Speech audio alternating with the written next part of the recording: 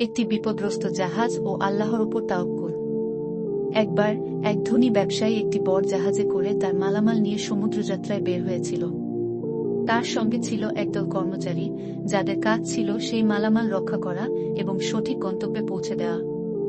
ব্যবসায়ী অত্যন্ত আত্মবিশ্বাসী ছিলেন, কারণ তার মালামাল ছিল দামি এবং তার জাহাজ ছিল শক্তিশালী।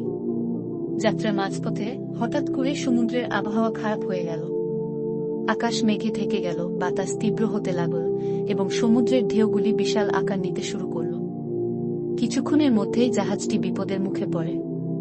ঢেউয়ের আঘাতে জাহাজ দুলতে থাকে এবং অনেক মালামাল পানিতে পড়ে যায়। যাত্রীরা আতঙ্কে চিৎকার করতে থাকে।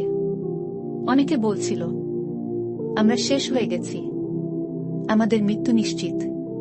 তখন এক বুড়ো যাত্রী, যিনি একজন আল্লাহভীরু মানুষ ছিলেন, ধীর কণ্ঠে বললেন, আল্লাহর উপর তাওয়াক্কুল করো, তিনি আমাদের রক্ষা করবেন।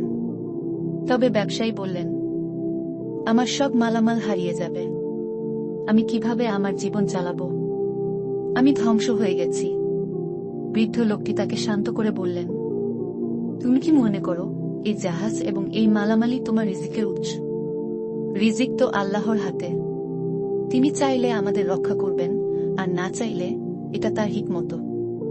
বৃদ্ধ লোকটি তখন সবাইকে বললেন, সবাই আল্লাহর কাছে দোয়া করো, তবে শুধু দোয়া করেই বসে থেকো না, আমাদের যা করণীয় তা করো। সবাই তাদের দায়িত্ব নিতে শুরু করল। কিছু লোক জাহাজের ভাঙা অংশ মেরামত করতে লাগল, কেউ পাল ঠিক করল, কেউ পানি সরাতে শুরু করল। এই সময় বৃদ্ধ লোকটি বারবার বলছিলেন, আল্লাহ, তুমি আমাদের রক্ষা করো, আমাদের প্রচেষ্টা কবুল করো।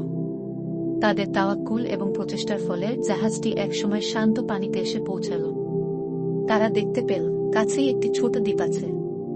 জাহাজটি সেখানকার নিরাপদ উপকূলে গিয়ে থামল। সবাই শুকরিয়া আদায় করল এবং বৃদ্ধ লোকটির কথা মনে রাখল।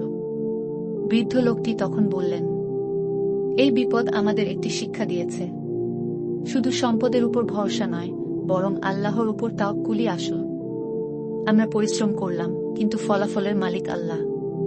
আমাদের সবসময় তাকে স্মরণ করতে হবে এবং বিপদে ধৈর্য ধরতে হবে। এই ঘটনা তাদের জীবনের দৃষ্টিভঙ্গি পুরোপুরি বদলে দিয়েছিল।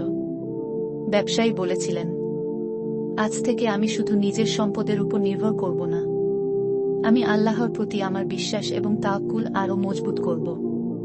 এই ঘটনা তাদের জীবনের দৃষ্টিভঙ্গি পুরোপুরি বদলে দিয়েছিল।